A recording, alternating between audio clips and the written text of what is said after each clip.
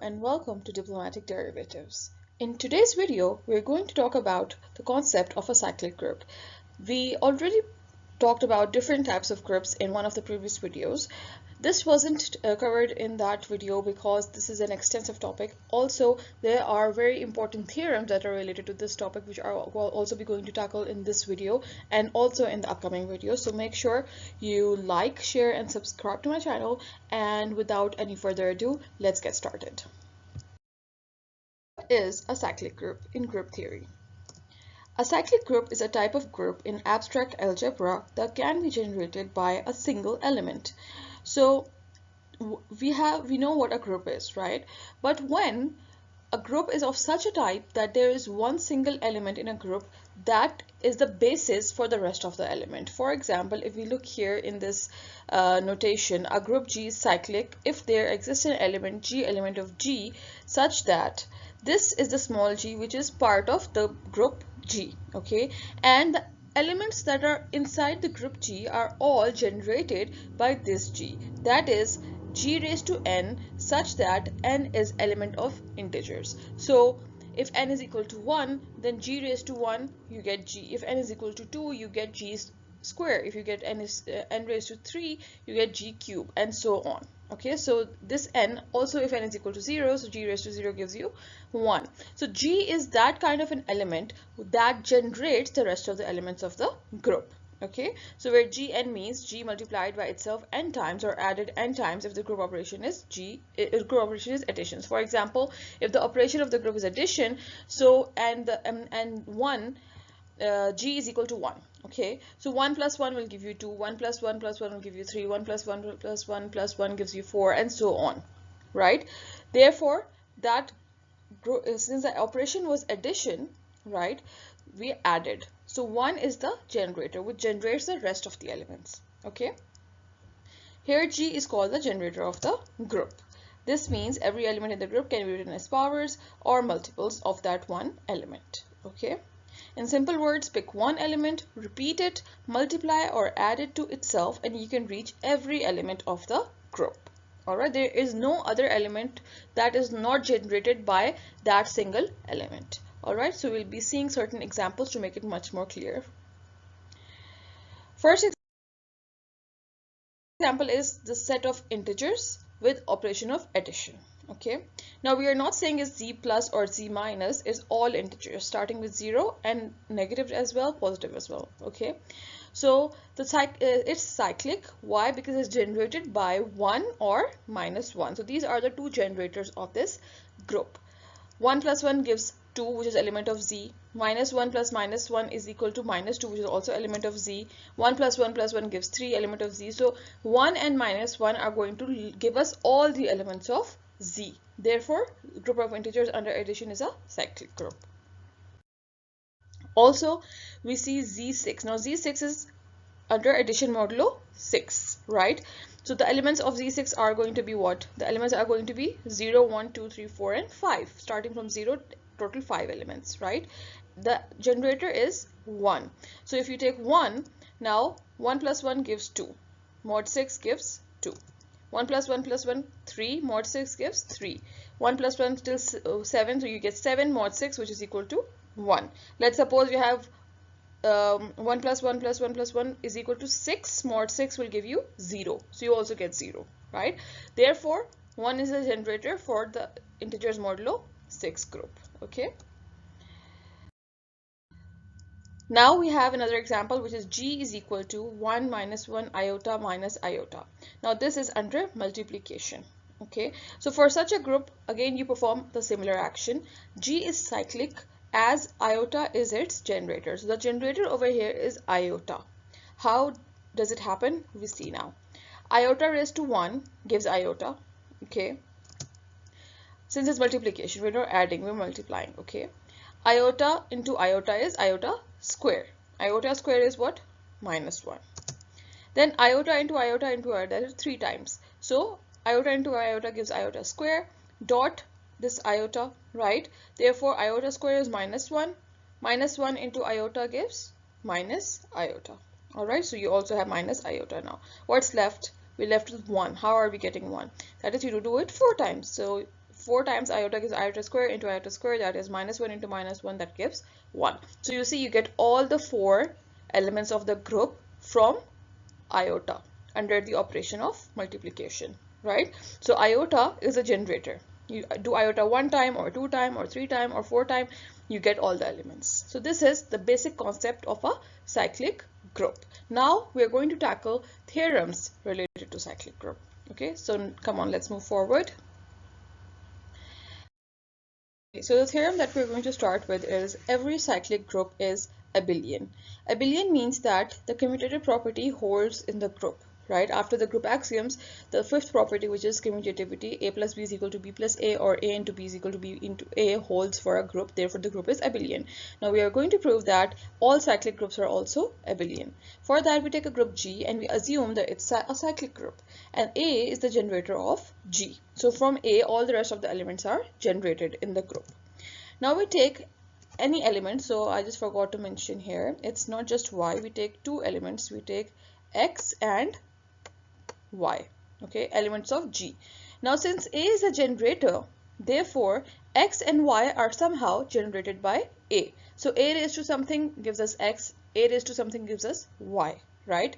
Therefore we take two integers such as m and n, such that x will be equal to A raised to m and y will be equal to A raised to n.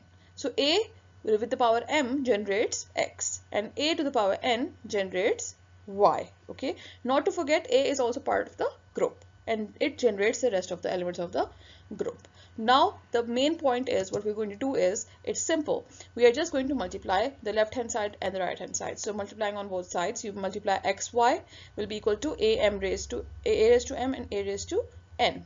Now from the power rule, we know the bases are same, so powers will be added. Therefore a raised to m plus n. So you just write a raised to m plus n as a raised to n plus m. It's the same thing, right?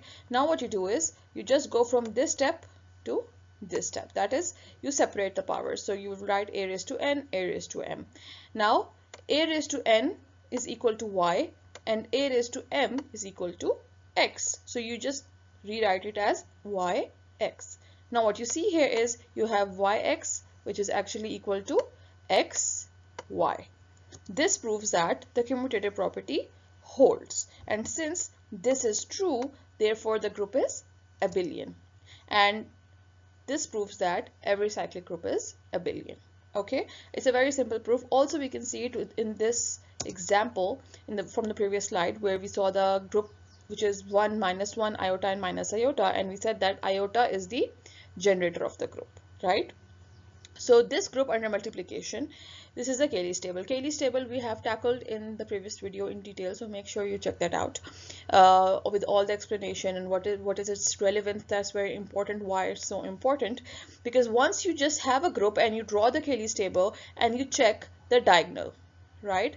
So in this diagonal we see that we have minus iota, minus iota, minus iota, minus iota. It's the same, and since the diagonal is same, you know that it's a symmetric, the group is symmetric, therefore the group is abelian. Okay, so Cayley's table helps in telling us that whether the group is abelian or not, and many other things as well, which you can find out in the previous video. So that's how you make the Cayley's table, and that's how you prove that every cyclic group is abelian. Okay, all right, so now we move on to the next theorem, which is every subgroup of a cyclic group is also cyclic. Now let's see how we prove that. Let G be a cyclic group generated by A. Let H be a subgroup of G and K be the least positive integer such that AK is element of H.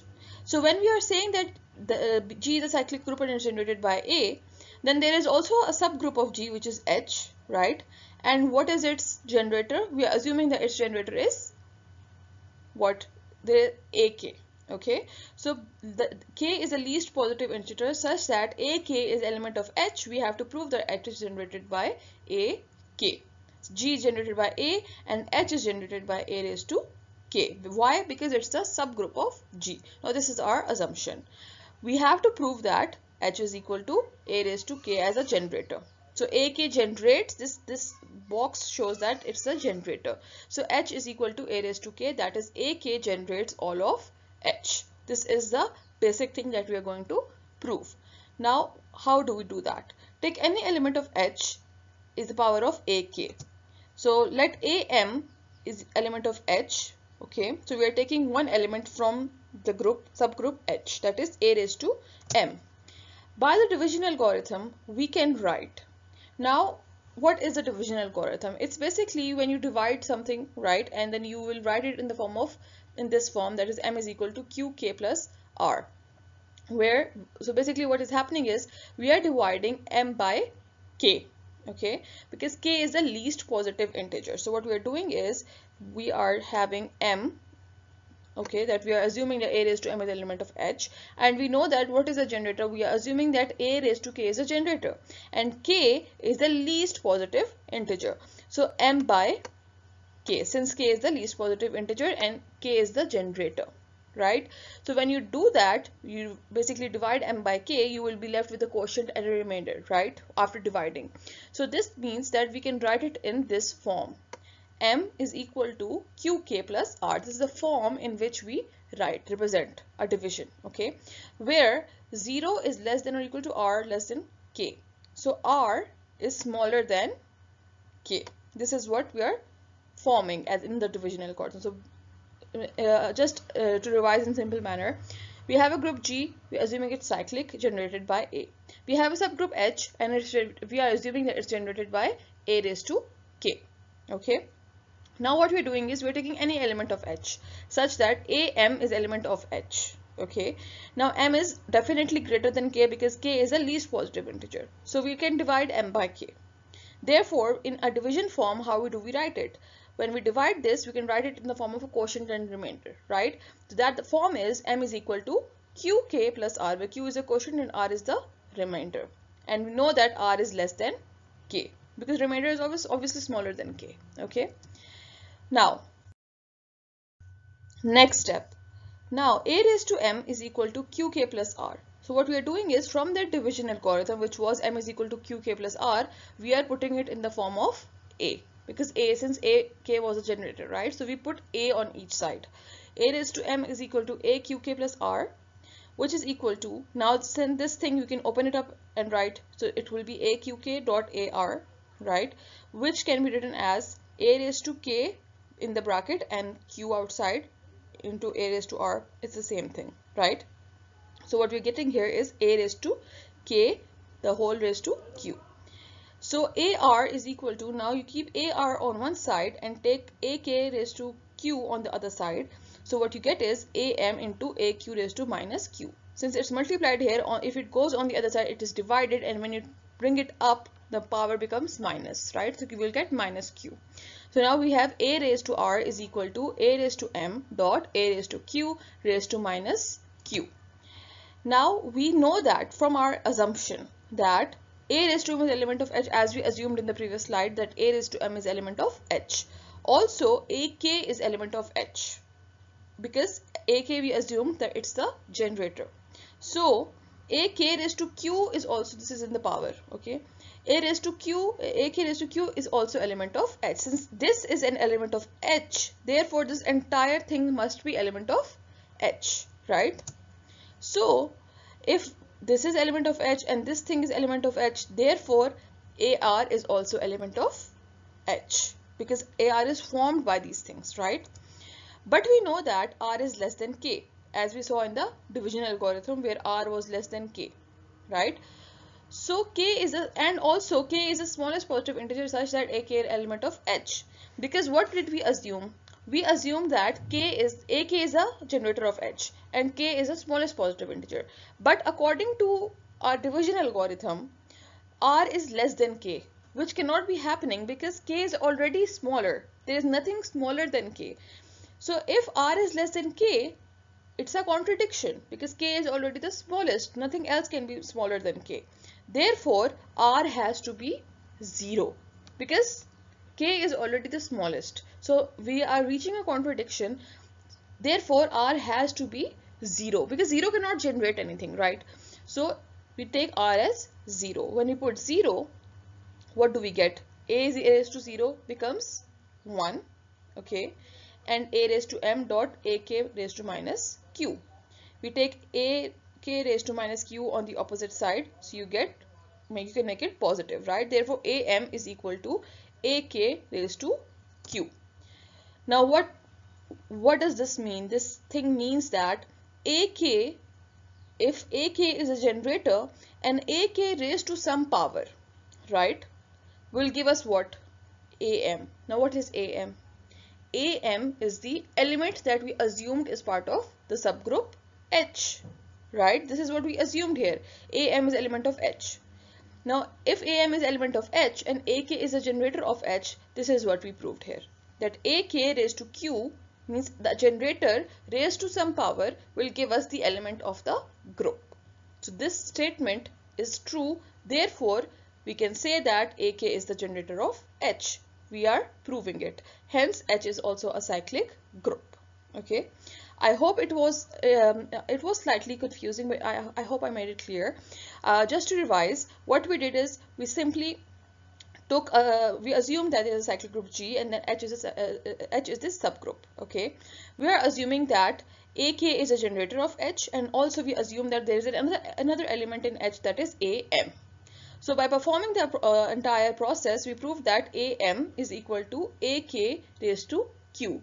That is, AK, which we assumed was a generator to some power, will give us another element of H. This is proved here. Therefore, AK is a generator of H. Hence, H is also a cyclic group. Alright. So that's all for this video. In this video, we tackled the concept of cyclic groups and certain theorems, the easy ones, in the cyclic group topic. Now we'll be doing more theorems that are important as well in the future videos, but before that we have to tackle another concept which is not directly a part of group theory, but it will help in solving many more theorems in cyclic groups within the group theory. So make sure you stay tuned for those videos. These are important concepts that will be tackled in the future one, the next one. So make sure you like, share and subscribe to my channel. It will help my channel grow, and I will be seeing you in the next one. Thank you. Bye bye.